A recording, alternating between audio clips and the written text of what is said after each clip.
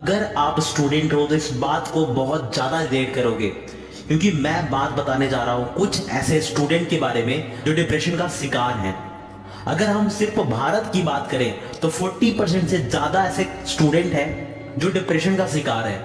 लेकिन ये आंकड़ा तो सिर्फ कॉलेज स्टूडेंट का है और बाकी क्लासेस की तो बात ही नहीं की मैंने, वरना यहाँ पे तो ना जाने कितने सारे स्टूडेंट हैं जो डिप्रेशन में रहते हैं। आप शायद यकीन नहीं करोगे कि मैं खुद ही ऐसे कई सारे बच्चों को जानता हूं जो क्लास 12 में ओनली पढ़ते हैं एंड डिप्रेशन को कम करने के लिए मेडिसिन का सेवन करते हैं। दोस्तों, ये मेडिसिन आपकी मेंटल हेल्थ पर बहुत बुरा असर डालती है, क्योंकि आप कुछ टाइम के बाद इन दवाइयों के एडिक्टेड हो जाते हो। लेकिन आज का मुद्दा ये नहीं है दोस्तों, क्योंकि आप ऑलरेडी इसके डिसऑर्डर के बारे में अच्छे से जानते हो। मैं ये बात करने वाला हूं कि आज के जनरेशन में इतना डिप्रेशन क्यों है, आखिर क्यों 10 में से 4 बच्चा अपनी लाइफ को लेकर डिप्रेशन में जी रहा है। अगर हम इन कारणों के बारे में बात करेंगे तो कहीं ना कहीं मुझे ऐसा लगता है बच्चे डिस्ट्रैक्टेड हैं और अपने study goal, academic success and future को लेकर क्लैरिटी नहीं है उनको। टीचर अपने स्टूडेंट को बताते तो हैं कि आपको टेंशन नहीं लेना चाहिए और स्टडी को एंजॉय करते हुए आपको कंप्लीट करना चाहिए, लेकिन वो आपको एग्जैक्ट तरीका नहीं बताते कि कैसे आप अपने स्टैट्स को रिड्यूस कर सकते हो, कंसंट्रेशन को इंक्रीज कर सकते हो, अपने माइंड को शांत कैसे कर सकते हो जिससे आपको पढ़ने में भी इंटरेस्ट आएगा। इसके अलावा अगर आप स्पोर्ट्स एक्टिविटीज करते हो जैसे कि क्रिकेट, फुटबॉल, बैडमिंटन एक्सेट्रा, या फिर कोई भी ब्रेन से रिलेटेड गेम्स खेलते हो, तो आप उस चीज को इंटरेस्ट के साथ कर सकते हो, जिससे आपकी एफिशिएंसी भी डेली बेसिस पे इंक्रीज होती जाएगी और आप एक बेहतर इंसान बन जाओगे। दोस्तों, आपको पता होगा that exercise is the key for the mental and physical health. Exercise एक चाबी है आपकी mental health and physical health को बरकरार रखने के लिए, बेहतर बनाने के लिए।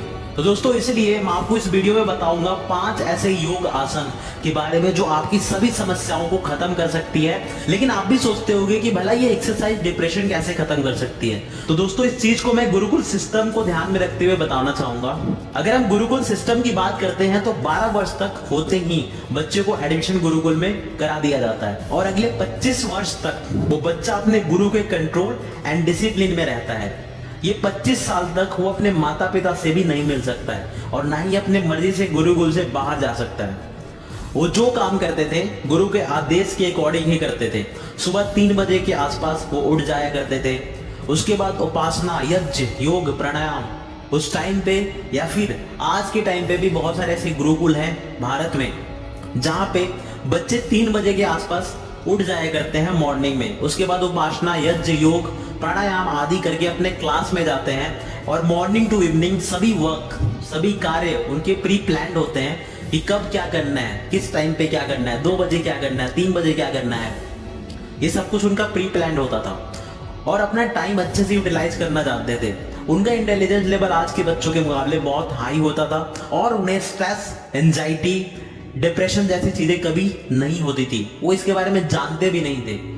दोस्तों, आपको लग रहा होगा कि हमारे मुकाबले उनका intelligence power, concentration and brain retention इतना हाई कैसे होता था, जहां तक कि आज के बच्चे 1 आवर्स की क्लास में भी थक जाते हैं। लेकिन उस टाइम पे लोग कंटिन्यूअसली 3 से 4 घंटे पढ़ लिया करते थे। रीजन ये है कि उस टाइम के स्टूडेंट योग और प्राणायाम को अपनी लाइफ में इंपॉर्टेंस देते थे। तो इसीलिए दोस्तों, अगर आप एक स्टूडेंट हो तो इस वीडियो को स्किप करने की गलती मत करना, क्योंकि ये 5 योग आसन आपकी लाइफ को कंप्लीटली ट्रांसफॉर्म कर सकते हैं। तो बिना टाइम वेस्ट करते हुए चलते हैं अपने मेन टॉपिक पे। सबसे पहला योग मैं बताऊंगा वो है सूर्य नमस्कार। सूर्य नमस्कार एक फ्लेक्सिबल योग है जो हमारे बॉडी को एनर्जी प्रोवाइड करता है। हमें रामदेव ने भी कई बार इसके बारे में चर्चा की है, लेकिन अगर मैं आपको अपना पर्सनल एक्सपीरियंस बताऊं तो ये सच में बहुत ही ज्यादा हेल्पफुल है।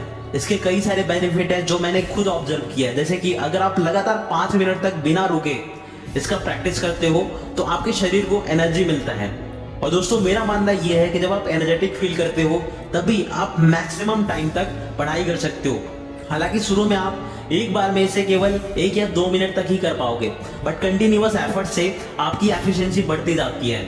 इसके अलावा इसके और भी कई सारे फायदे, जैसे कि बॉडी में ब्लड सर्कुलेशन को अच्छा करता है, बॉडी मसल्स को बढ़ाता है, मजबूत करता है, हमारे माइंड को शांत करता है और इससे आपका कंसंट्रेशन इंक्रीज होता है। तो अब तक आपको समझ आ ही गया होगा कि सूर्य नमस्कार कितना हेल्पफुल है हमारी बॉडी के लिए, तो इसे आप जरूर कीजिए, आपको बहुत अच्छे फायदे मिलेंगे। इसी के साथ हम चलते हैं अपने दूसरे योग आसन की ओर। दूसरा योग है अनुलोम विलोम प्राणायाम। हालांकि कई लोग इसे प्राणायाम ना बोलकर ओनली योग बोलते हैं, वहीं कुछ लोगों का मानना है कि ये एक प्राणायाम है। नाम चाहे कुछ भी हो दोस्तों, एक बात तो तय है कि ये काफी बेनिफिशियल है, क्योंकि ये आपके मन को शांत करता है एंड आपके कंसंट्रेशन पावर को इंक्रीज करता है। इसके अलावा इसके कई सारे और भी फायदे हैं, जैसे कि हमारे माइंड को स्टेबल करता है, स्ट्रेस एंड टेंशन को खत्म करता है, ब्रीथिंग सिस्टम को स्ट्रॉन्ग करता है। अगर आप बिगिनर हैं तो स्टार्टिंग में आपको ये अभ्यास ओनली 5 से 10 मिनट तक ही करना चाहिए। बाद में धीरे धीरे आप 15 से 20 मिनट तक इसकी प्रैक्टिस कर सकते हैं।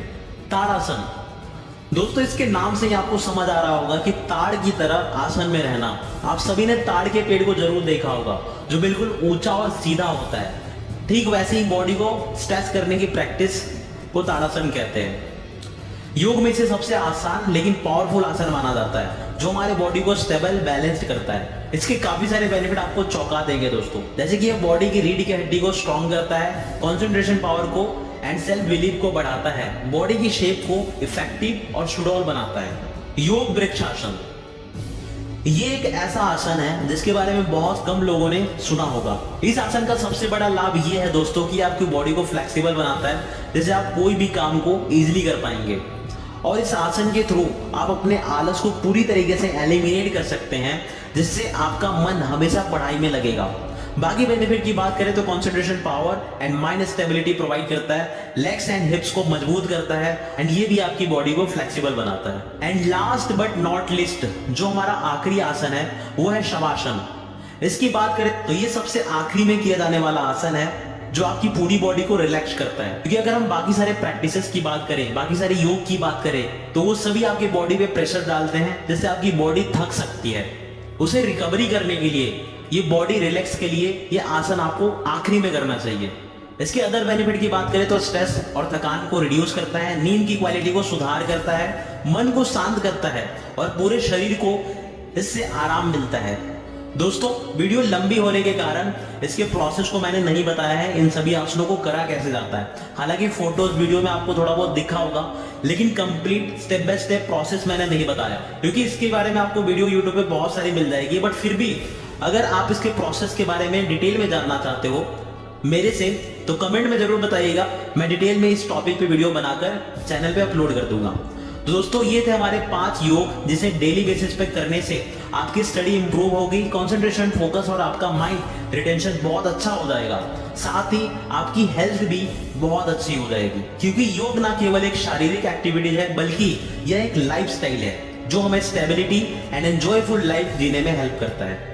तो दोस्तों, इस वीडियो में इतना ही। मिलते हैं अपनी नेक्स्ट वीडियो में एक मजेदार टॉपिक के साथ। तब तक के लिए खुश रहिए, अपने माता पिता का आदर कीजिए और अपनी लाइफ को बेहतर बनाने के लिए हर दिन सीखते रहिए।